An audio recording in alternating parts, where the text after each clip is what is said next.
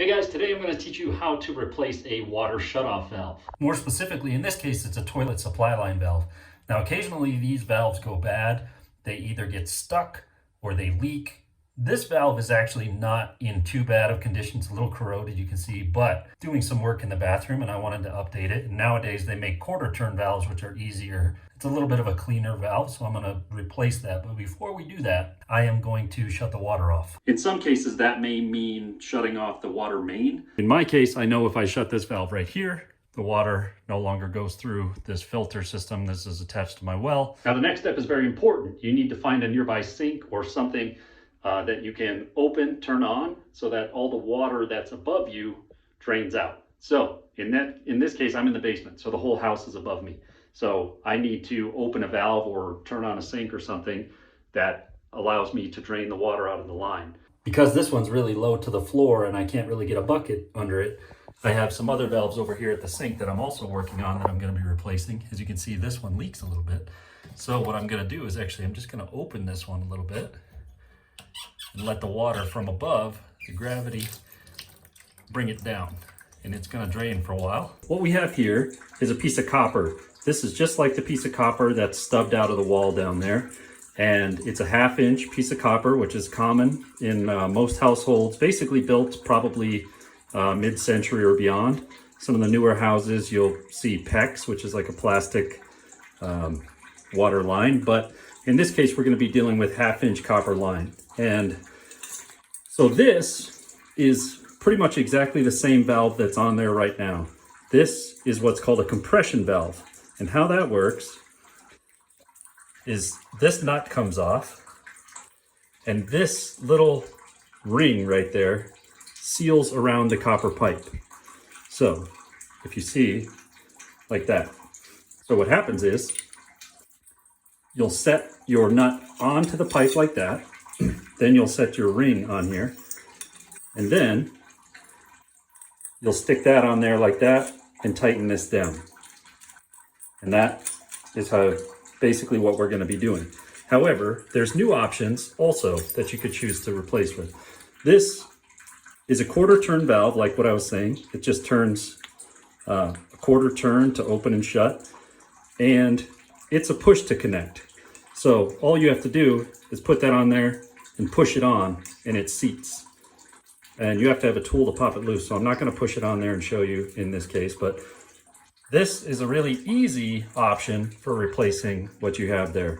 Now, if you have an older home than that, you might have galvanized threaded, and that is basically going to be a pipe that's just going to be a valve that's threaded onto an old pipe.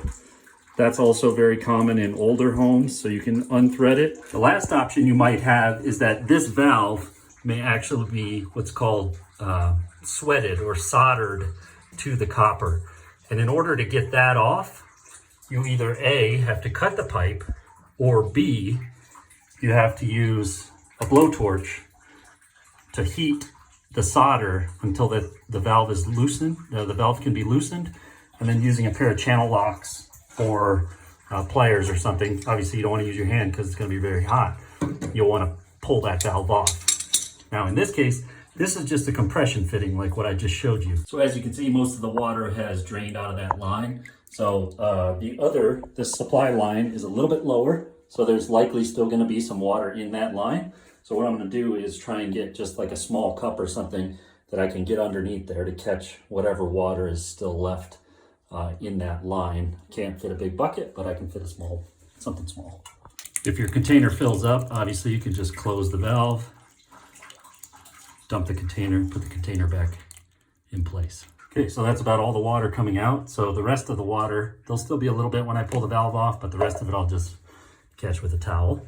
Now for this, you're gonna want a pair of channel locks, a crescent wrench or 2 crescent wrenches, a couple pairs of channel locks, whatever tools you have. You're gonna wanna hold on to that and then just break